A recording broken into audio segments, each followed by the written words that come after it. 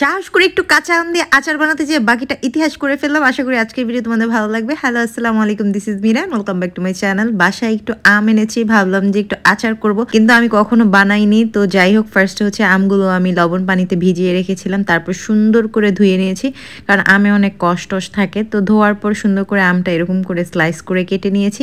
এখন হচ্ছে এটাতে আমি চিনি দিব প্রায় 1 কাপের মতো। 1 কাপ চিনি দিয়ে সাথে দিব হচ্ছে আমি 1 কাপ পানি। এখন সুন্দর করে নেড়ে চেড়ে চিনিটা গলা পর্যন্ত এটা আমি রেখে দিব, প্রায় হচ্ছে 1 থেকে 1.5 ঘন্টার মতো আর কি ঢেকে রেখে দিব। 1-1.5 ঘন্টার ভিতরে চিনিটা সুন্দর করে গলে যাবে। তো আমি ক্যামেরাতে অল্প দেখালাম। তারপর হচ্ছে একটা কড়াইতে সুন্দর করে হচ্ছে ওই পানি সহ, চিনির পানি সহ আমটা ঢেলে দিতে হবে। ঢেলে দিয়ে তারপর হচ্ছে মিডিয়াম লো হিটে এটা হচ্ছে জাল পাওয়াতে হবে, মানে আমটা যখন স্বচ্ছ হয়ে আসবে। এটা কিন্তু আমার আমটা ভেঙে গেছে, আমি চাইছিলাম যেটা একটু আস্তে আস্তে থাকবে। তো তারপর হচ্ছে আমি চিলি ফ্লেক্স দিয়ে দিলাম উপর থেকে, অল্প একটু চিলি ফ্লেক্স দিয়ে এখন সুন্দর করে নেড়ে চেড়ে নিচ্ছি। বানাতে চাইলাম কি আর হয়ে গেল কি, যাই হোক এখন আমের চাটনি হয়ে যাবে, এটার আচারের ভিতরে নাই। তারপর নর্মাল লবণ দিলাম, দিয়ে আবার একটু নেড়ে চেড়ে নিলাম।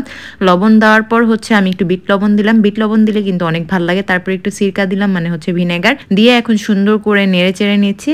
এখন লাস্টে হচ্ছে আমার হয়ে গেছে প্রায়, কারণ এটা তেল ছাড়া আচার। এখন উপর থেকে একটু পাঁচফোড়ন দিব, এই জন্য আমি পাঁচফোড়নের প্যাকেটটা থেকে 1 টেবিল চামচ পরিমাণ পাঁচফোড়ন নিয়ে শুকনো খোলায় টেলে নিচ্ছি। তারপর হচ্ছে সুন্দর করে গুঁড়ো করে নিব। তো গুঁড়ো করা ডান। এখন হচ্ছে আমি আচারে দিয়ে দিলাম, দিয়ে নেড়ে চেড়ে নিব। এখন কিন্তু কালারটা সুন্দর চেঞ্জ হয়ে যাবে, আর যেহেতু এটা তেল ছাড়া এই জন্য নিচে একটু হালকা হালকা লাগবে, ব্যাপার না। তো সুন্দর করে আমি নেড়ে চেড়ে মিক্স করে তারপর হচ্ছে চুলাটা অফ করে দিব। আমি 1 মিনিটের মতো নাড়ছি আর কি।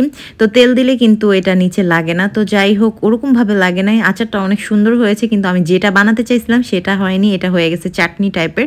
এই জন্য আমি হচ্ছে একটু পাঁচফোড়নটা বেশি দিলাম। তো ফাইনালি দেখো আমার আচারটা রেডি। টেস্ট করার পর দেখলাম যে না, টেস্ট অনেক ভালো হয়েছে, কিন্তু হচ্ছে আমি যে আচারটা বানাতে চাইছি সেটা হয় নাই। এটা হচ্ছে একটা জগা খিচুড়ি টাইপের আচার হয়ে গেছে। তারপর হচ্ছে অনেক পরিশ্রম করলাম এই আচার নিয়ে। তারপর একটু নাশপাতি খেলাম। নাশপাতি আমার অনেক ভালো লাগে, বাসার কেউ পছন্দ করে না, বাট আমি মাঝে মাঝে এনে খাই, খুবই অল্প আনি। আর নাশপাতি কিন্তু অনেক বড় সাইজের হয়, একটাতে আমার এত পরিমাণ হয়েছে।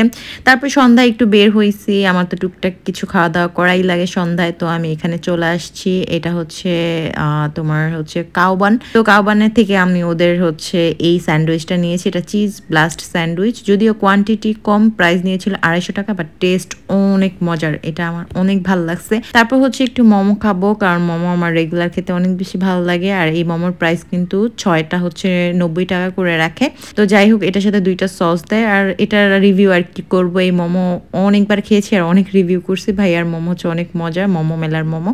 তো ওদের লোকেশনটা হচ্ছে সি ব্লক 3 নাম্বার রোড, আর হচ্ছে এ ব্লকেও আছে। তারপর হচ্ছে একটা ফুচকা নিলাম, এই ফুচকাটার প্রাইস ছিল 60 টাকা করে।